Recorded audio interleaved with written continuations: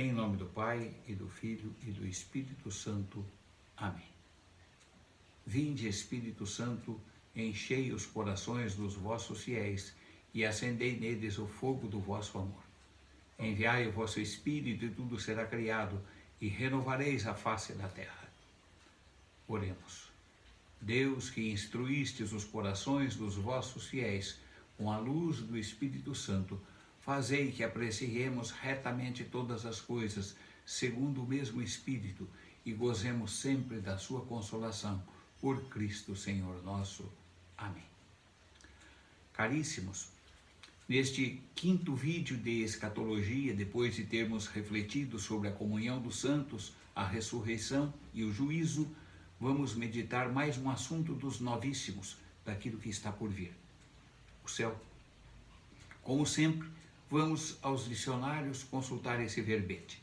Céu é o espaço onde se localizam e se movem os astros, parte desse espaço visível pelo homem e limitada pelo horizonte. É também firmamento, abóbada celeste. Céu, do latim celum, é então o panorama obtido a partir da Terra ou da superfície de outro corpo celeste, quando se olha para o universo que os rodeia.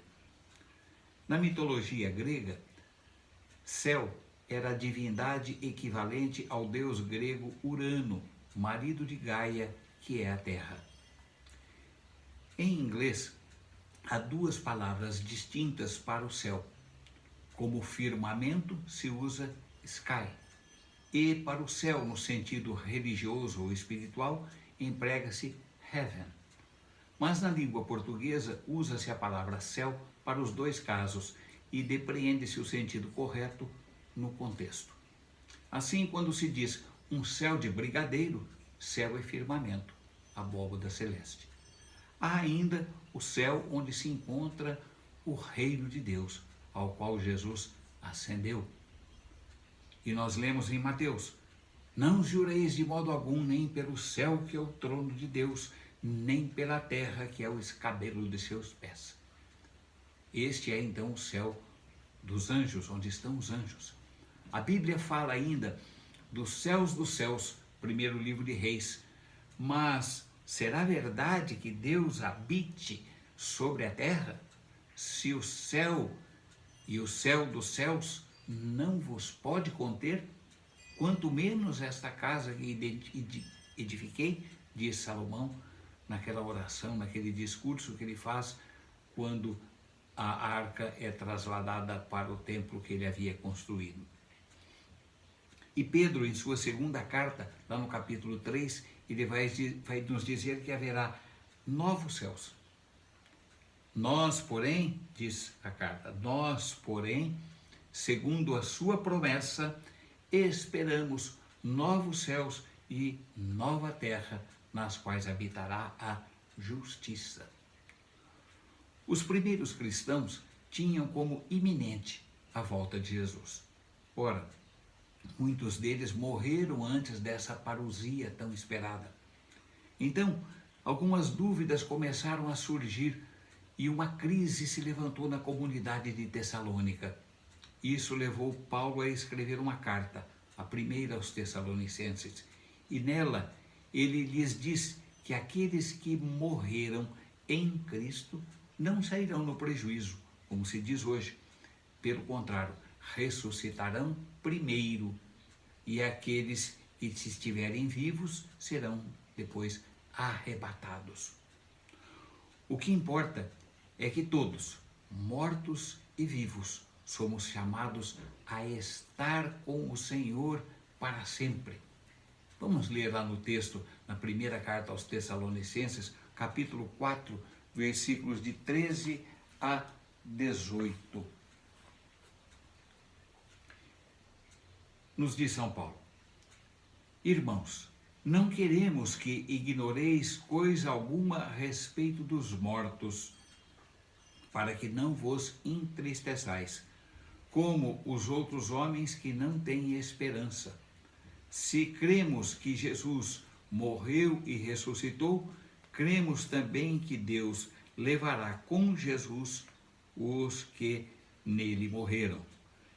Eis que vos declaramos, conforme a palavra do Senhor, por ocasião da vinda do Senhor, nós que ficamos ainda vivos, não precederemos os mortos. Quando for dado o sinal, a voz do arcanjo e ao som da trombeta de Deus, o mesmo Senhor descerá do céu, e os que morreram em Cristo ressurgirão primeiro. Depois nós, os vivos, os que estamos ainda na terra, seremos arrebatados juntamente com aqueles sobre as nuvens ao encontro do Senhor nos ares. E assim estaremos para sempre com o Senhor. Portanto, consolai-vos uns aos outros com estas palavras. Nos diz São Paulo lá aos Tessalonicenses. Essa carta aos Tessalonicenses é o primeiro documento cristão. É anterior mesmo aos 4 evangelhos. Foi escrita uns 20 anos após a ressurreição de Jesus. Importante, então, é destacar que a nossa morada definitiva é o céu. E se não fosse essa certeza de um dia estarmos juntos com o Senhor, de que valeria o céu?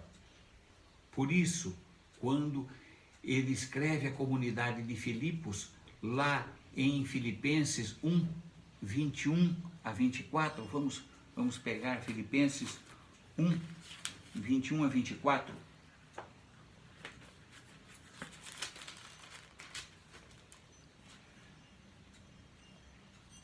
Diz lá: porque para mim o viver é Cristo e o morrer é lucro. Mas se o viver no corpo é útil para o meu trabalho, não sei então o que devo preferir. Sinto-me pressionado dos dois lados. Por uma parte, desejaria desprender-me para estar junto com Cristo, o que me seria imensamente melhor.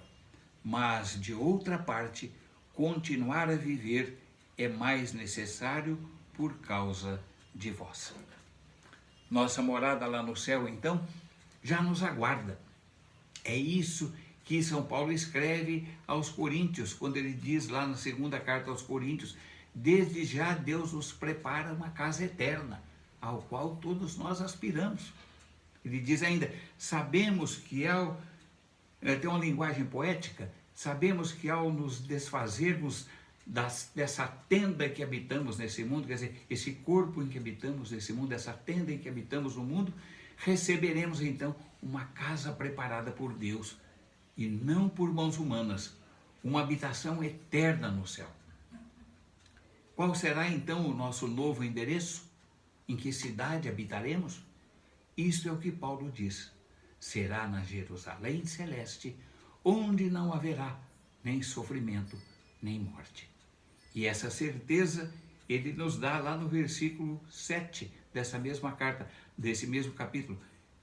Andamos na fé e não na visão.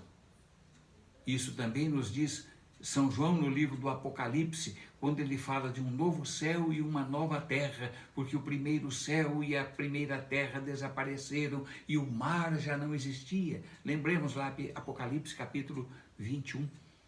Eu vi descer do céu a cidade santa, a nova Jerusalém. Leiam, caríssimos, esse capítulo 21 no livro do Apocalipse. Fala do tabernáculo de Deus com os homens. Habitará com eles e serão o seu povo, o povo de Deus. E Deus mesmo estará conosco nessa Jerusalém celeste.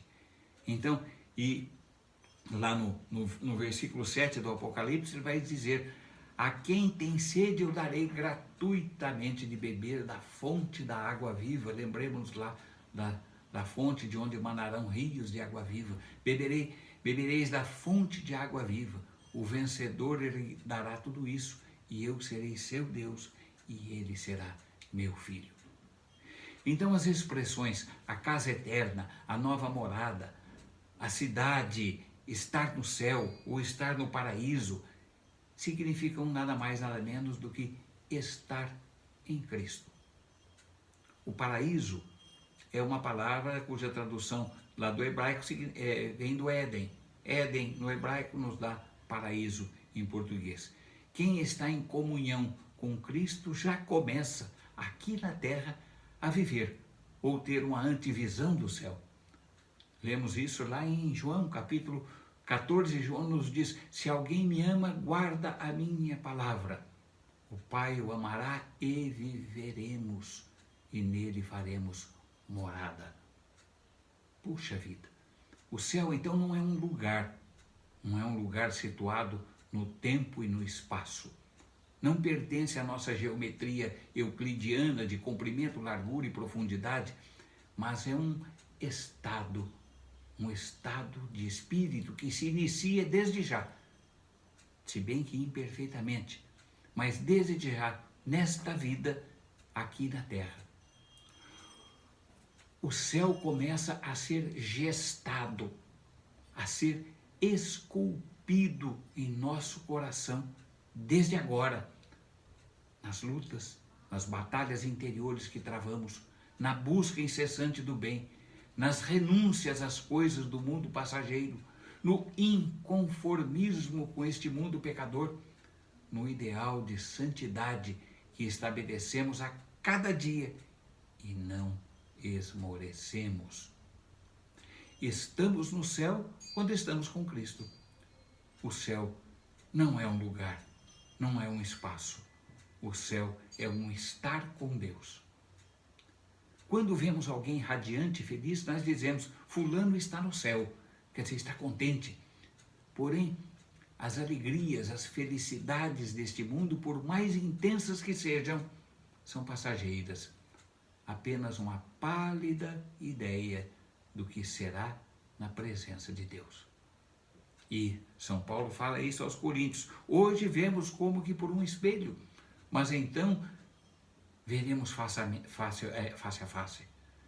Vemos como por um espelho, porque vemos confusamente. Lembremos-nos que os espelhos daquela época não eram os espelhos como os de hoje, eram metais polidos, então realmente a imagem era muito distorcida, mas mesmo a imagem dos espelhos de hoje ainda é distorcida diante daquilo que Deus quer nos mostrar quando lá habitarmos no céu. São Paulo diz: hoje conheço em parte, mas então conhecerei totalmente como eu sou conhecido. E era isso que Jesus se referia quando ele diz: disse-vos estas coisas para que a minha alegria esteja em vós e a vossa alegria seja completa. Portanto, o céu é uma promessa, uma certeza para quem pratica a justiça, para quem busca a salvação, enquanto que o inferno é uma possibilidade. O céu é uma certeza, o inferno é uma possibilidade.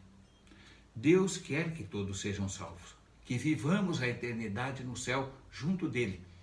A possibilidade do inferno, no entanto, é real para quem se afasta e recusa a salvação.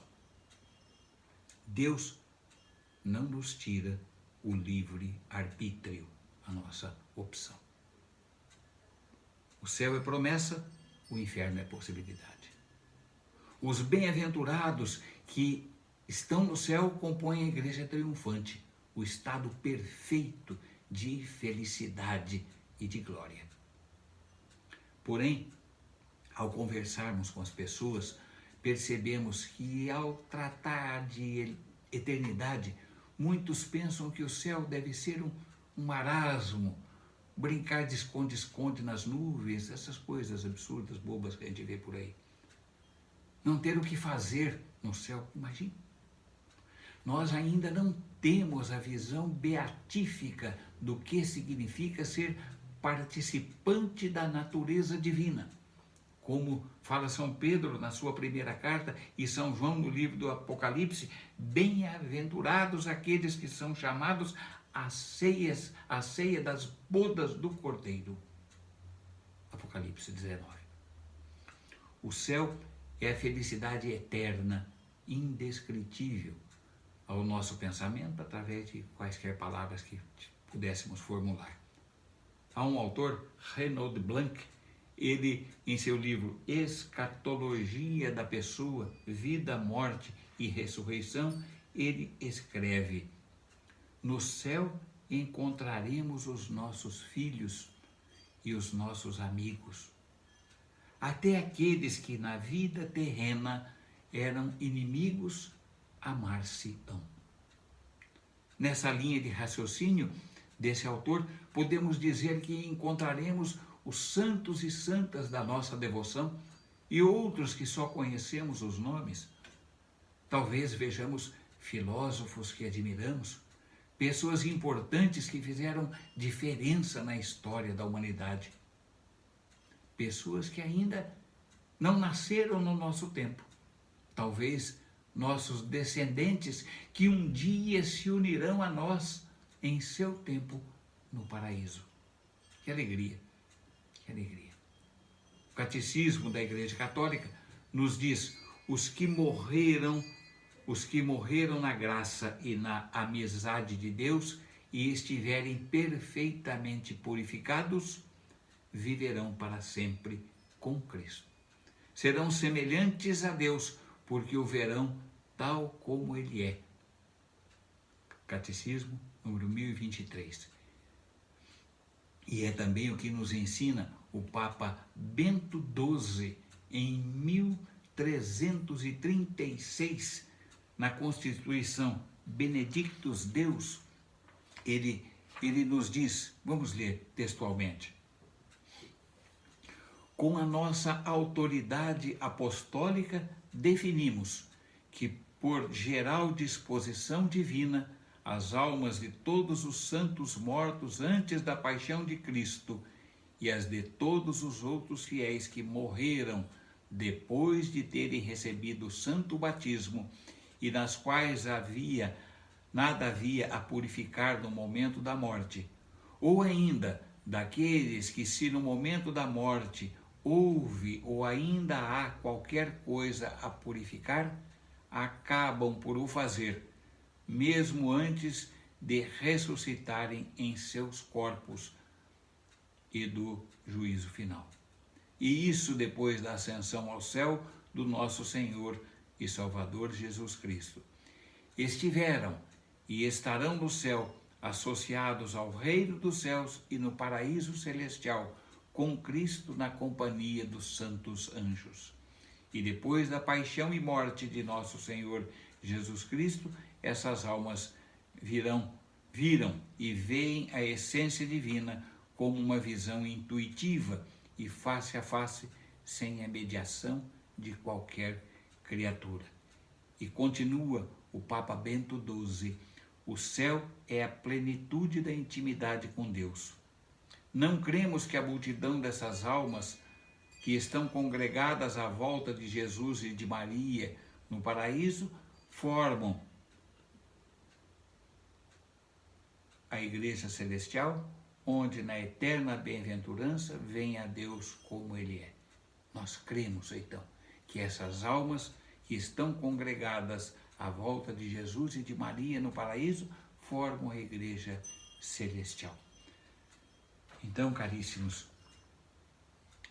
é um ensinamento precioso do Papa que vem em conformidade com isto que nos dá hoje, depois do ano 1336, agora com o novo Catecismo da Igreja Católica, essa certeza dessa perfeita unidade que nós teremos com a Santíssima Trindade, essa comunhão de vida eterna com a Virgem Maria, com os anjos e todos os bem-aventurados. Isto chama-se céu. Então o céu é o fim último e a realização das aspirações mais profundas do homem, o estado de felicidade suprema e definitiva. Santo Ambrósio dizia: porque a vida consiste em estar com Cristo. Onde está Cristo, aí está a vida, aí está o reino. Quero finalizar essa nossa reflexão sobre o céu com os versos de uma música, de um canto popular da nossa igreja, muito antigo, muito conhecido de todos. Não vou me aventurar a cantar, mas vou ler os dois versos. Com minha mãe estarei, na santa glória um dia, junto à Virgem Maria, no céu triunfarei. No céu, com minha mãe estarei. Com minha mãe estarei, na santa glória um dia, junto à Virgem Maria, no céu triunfarei. No céu, com minha mãe estarei. Louvado seja nosso Senhor Jesus Cristo, para sempre seja louvado.